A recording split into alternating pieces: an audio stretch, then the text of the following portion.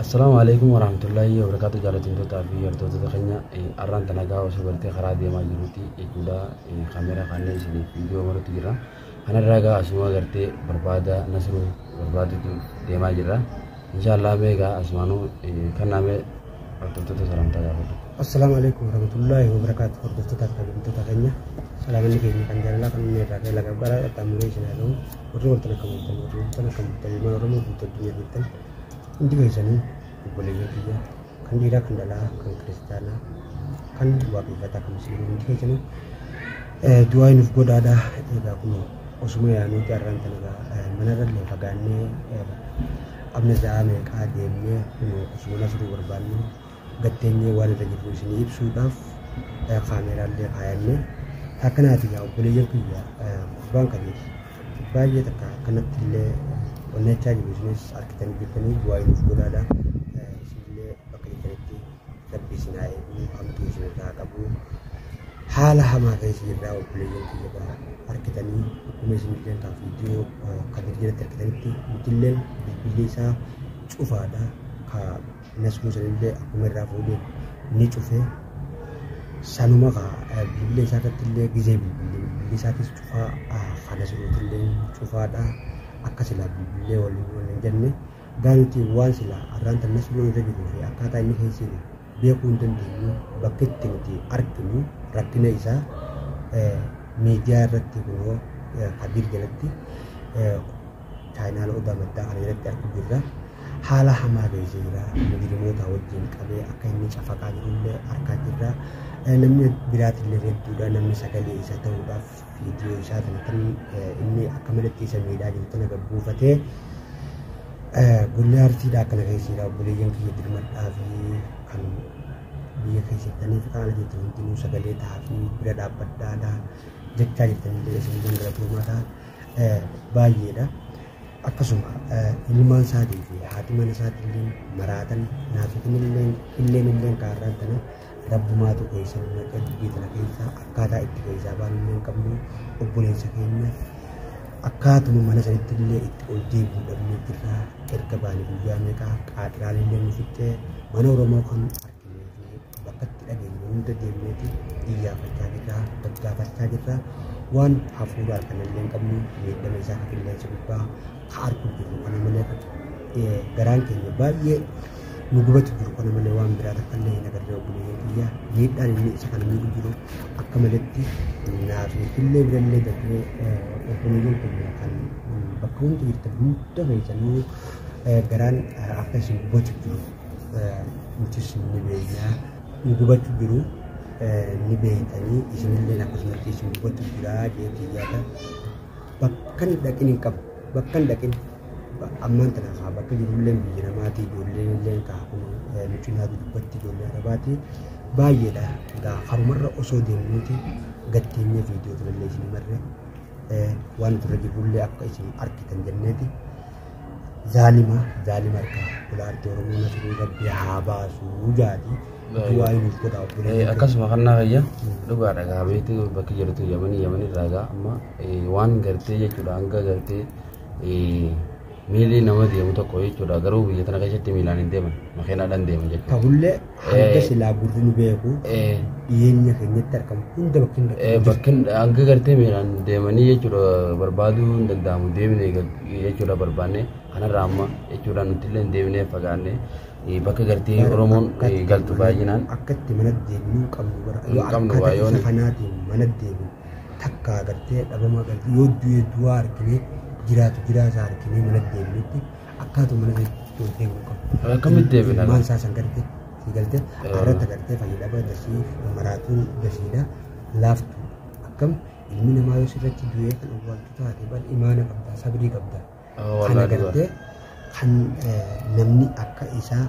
fayyaa qabu lubbuu isaa itti dhibee hidhee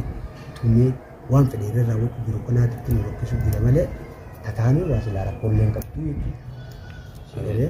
Akkasuma ammaan tana hordoftoota keenya dhugaadhaa wallaahi ammatti hunoo deemaa jira yeroo hin gartee jirtu illee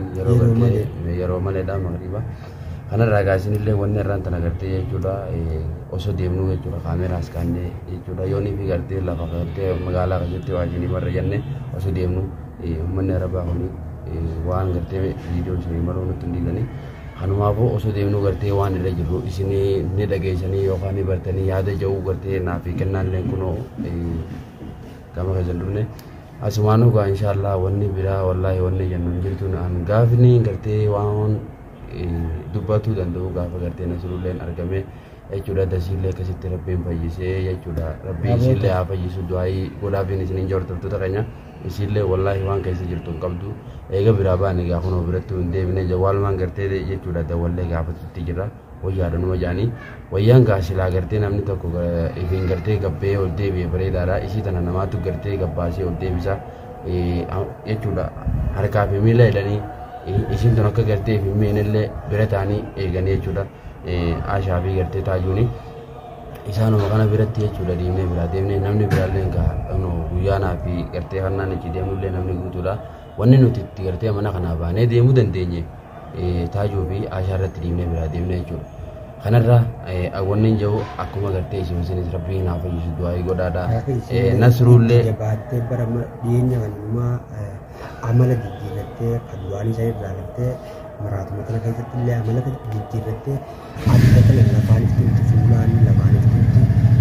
fuula kana illee miidhagsitee jettee jiruun qabduu isheen alaama keessatti isheen keessatti illee du'aayii godhaadha kan baanee haala biyyattii illee milkaa'ee warra ol deebi'u isinaa godhu jettee du'aayii godha haala hamaa keessi irraa irraan ta'e nasruun qabamu jechuudha waan biraa osoo miidhee fayyaan qabu wallaan kana keessi irraa jechuudha isinis du'aayii miidhagaa dhaabbilee jalqabdi rakkina keessi irraa takanaati inshaallah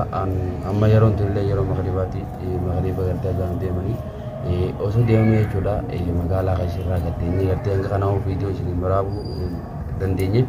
inshaallah gartee hanga gartee waan irra geenye qabannee walitti deemnutti du'aayiidhaan nu bira dhaabbaddaa isiniin jenna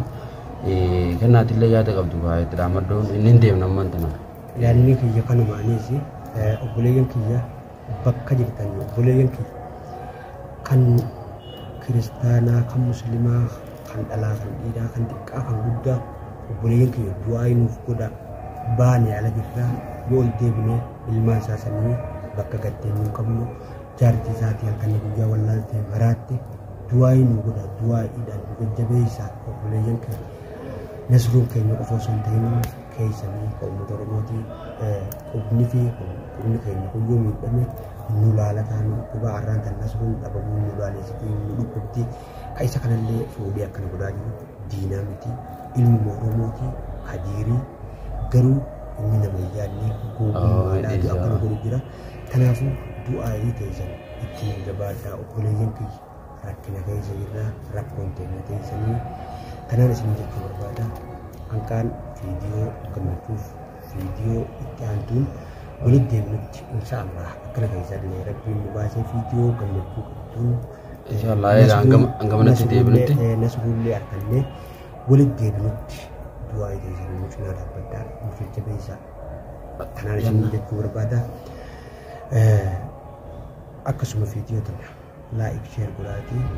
facaasaadhaa akka isiin namni hunda bira geessu duraan dursee laayik gootanii akka namni oromoodhaa ka afaan keenya beeku kan addunyaa kana hundinuu argu nuuf godha laayikii hin dagatina sheer godhaadhaa wal biraan nuuf gayaa kanaatii yeroo azaanaatii deemaa jirra nuti deemaa jirra hanga gartee walitti deebinutti nagaan nu tura. Assalamu alaikum warahmatullahi wabarakatuh.